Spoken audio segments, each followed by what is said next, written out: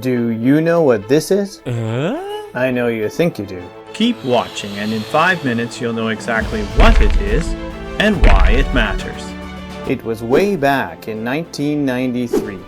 Gila Cook was surveying the site of an Iron Age gate at Tel Dan in Upper Galilee when she noticed a fragment of a broken wall with inscriptions carved into the basalt stone. Semitic inscriptions. With barely contained enthusiasm, she showed it to her team leader, Avraham Biran, who was equally amazed. They quickly discovered another fragment with Semitic writings on it, and after photographing and carefully documenting the find, they brought the two artifacts to several of their colleagues, one of which, Professor Yosef Nave, was an expert in Semitic languages and collaborated with Biran on the 1995 translation, which reads as follows. And cut, my father went up against him when he fought at, and my father lay down. He went to his ancestors. And the king of Israel entered previously in my father's land.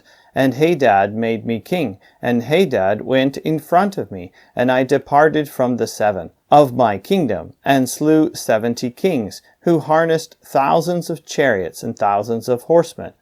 I killed Jehoram, son of Ahab, king of Israel, and I killed Ahaziah, son of Jehoram, of the house of David. And I set their towns into ruins, and turned their land into desolation.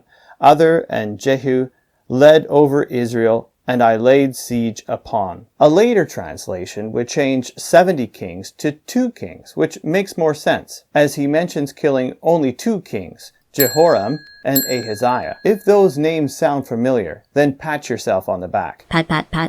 They're in the Bible, along with Ahab, Israel, Jehu, and, drumroll please, House of David. Up until this time, there was no direct reference to King David in the archaeological record.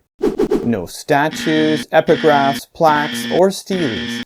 In fact, this lack of direct physical evidence led some skeptics in the 19th and 20th centuries to claim he was a complete fabrication and never existed at all. Or if he did exist, he wasn't a king, but merely a minor tribal leader whose legend had been blown out of proportion by Bible scribes in the 4th and 5th centuries in order to bolster national pride. But if his name was written on stone in the 9th century, only 150 years after he reigned, then that was impossible. Not only that, but this foreign king brags about slaying Jehoram and Ahaziah, kings from the famous dynasty of David, or as he puts it, House of David. So who was this foreign king? He was not mentioned in the stele, perhaps because it's just a fragment.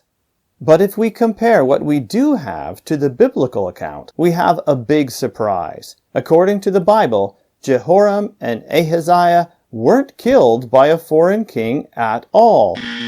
Way back in 1 Kings 21:21, the prophet Elijah told the evil king Ahab that God will wipe out your descendants and cut off from Ahab every last male in Israel, slave or free. This prophecy would be fulfilled much later, after Elijah gave Jehu, a commander in Ahab's army, this message from God. You are to destroy the house of Ahab your master, and I will avenge the blood of my servants, the prophets, and the blood of all the Lord's servants shed by Jezebel. When Jehu met Jehoram, king of Israel, and Ahaziah, king of Judah, on the road to Jezreel, Jehoram tried to flee in his chariot, crying out, "Treachery, Ahaziah!" But Jehu drew his bow and shot him in the back. Ahaziah also tried to flee, but was wounded by Jehu's soldiers and later died in Megiddo. Jehu would also order the death of Jezebel, the evil Phoenician queen, who led Ahab, his sons, and all Israel into idolatry in the first place. Her royal line was destroyed, but her royal seal survives to this day in the Israel Museum. So what can we make of all this? Was the Bible right? Or the Tel Dan Stele? It just depends on your point of view.